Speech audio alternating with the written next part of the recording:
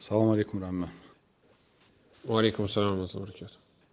Rəmməm, sual belədir ki, dünya həyatında yaxşılıq etmiş qeyri-müsəlmanların axirət aqibəti necə olacaq?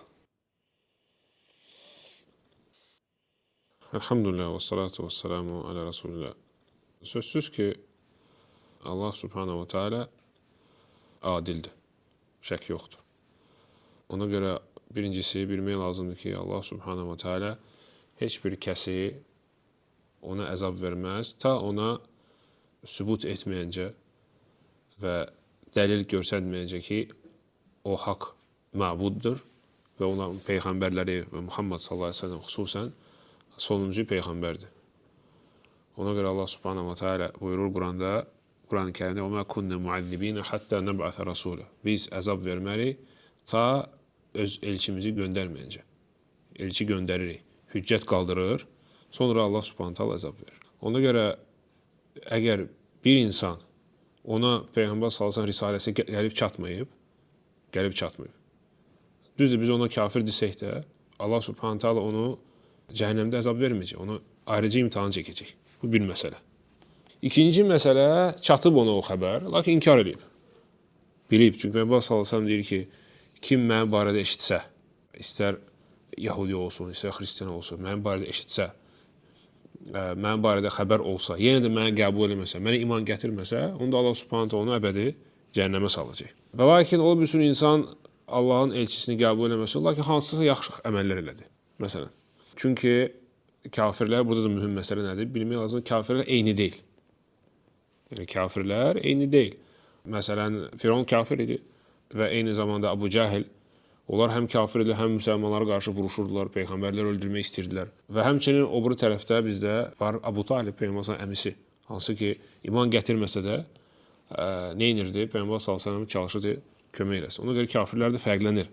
Ona görə də biz bilirik ki, cəhənnəmdə əgər cənnət dərəcədir, yəni qalxır yuxarı dərəcələrlə, cəhənnəmdə dərəkətdir. Yəni onun da dərəcələri var, amma aşağı gedir. Orada da əzab fərqlənəcək.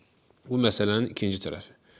Üçüncü tərəfi, Allah subhanahu wa ta'ala dediyimiz kimi adildir. Ona görə hətta kafir xeyir əməl eləsə, Allah subhanahu onun mükafatını verəcək. Lakin necə Peyğəmbər sallallahu əleyhi və səlləm buyurub, onun mükafatı dünyada olacaq. Yəni Allah subhanahu wa ta'ala kafirlərin mükafatını xeyir əməllərə görə tezləşdirəcək. Tezləşdirəcək bu dünyada. Bu dünyada onun mükafatlarını verəcək. Ona görə görürsünüz, mömin isə əksinədir. Bəzən ona mükafat dünyada verilir. Lakin əsas hissəsini Allah subhanahu wa ta'ala axirətdə saxlayır. Çünki o əsasdır. Bu müvəqqəti dünyadır. Kafirlər üçün, Allah Rasulunu inkar edən üçün axirətdə heç bir mükafat olmayacaq deyənə. Ona görə Allah subhanahu tezləşdirir onun xeyir əməllərinə görə. Məsələn, ola bilsin kasıba kömək eləyib, nəsə bir xeyir əməl eləyib. Tezləşdirəcək bu dünyada verəcək. Bu o bir məsələ. Və kimsə deyə bilər ki, bəs o qədər xeyir əməl eləyir, məsələn, filan müsəlman xeyir əməl eləmir, məsələn, necə olur ki, bu cənnət düşür, o bir cənnət. Başa düşmək lazımdır ki, xeyir əməl nədir əslən? Xeyir əməl nədir? Əgər sən onun o miqdarını və yaxud da təyini özünə qaytarırsansa, onda əlbəttə ki, sənin üçün kim sənə məsələn pul verəcək, sənə kömək edəcək, bu sənin üçün olacaq ən yaxşı adam. Çünki sən özünlə ölçürsən. Aydındır? Və lakin kimsə məsələn gedib başqa adama, başqa ölkədə kiməsə kömək eləsə, sözsüz ki, sənə kömək eləyən daha xeyirlidir sənin üçün. Aydındır? Ona görə o yanaşma da düzgün olmalıdır. Xeyir nədir? Ən böyük xeyir o xeyir deyil ki, sən onu böyük görürsən. Ən böyük xeyir Allah gördüyü xeyirdir. Allah gördüyü xeyirdir. Ona görə ən böyük xeyir tövhiddir. Allaha tək iman gətirmək, onu ibadət etmək və onu şərik qoşmamaq. Necə ki, ən böyük şər, ən böyük pis əməl Allah şərik qoşmaqdır. Allah şərik qoşmaqdır. Nə qədər xeyir eləsə də, insan əgər Allah şərik qoşursa, bu elə bir ki, zəhərli böyük bir dənizə bir dənə təmiz, pak su, damcı atmaqdır. Belə misal kimi gətirmək olar. Məsələn, bir insan olsun, hətta insanlar. Məsələn, öz valideylə pis davranır. Onları söyür, onlara kömək istəyəndə kömək eləmir. Məsələn. Yəni, heç bir xeyir münasibət göstərmir valideynlər. Lakin eyni zamanda hamısı üçün yaxşıdır. Qonşusuna kömək eləyir, dostuna kömək eləyir, yollar çəkir və s. Hətta bu məsələdə insanlar deyəcəklər ki, o yaxşı insan deyil.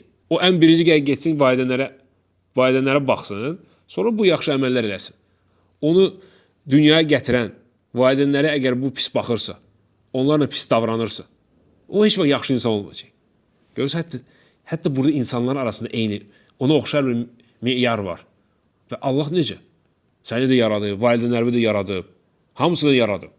Sənə əl verib, hansı ki sən o əllə nəsə eləyirsən, sənə ağıl verib, sən sonra o Allahı tanımırsan, küfür edirsən, təqzib edirsən onun elçilərini, kiməsə xeyir eləyirsən.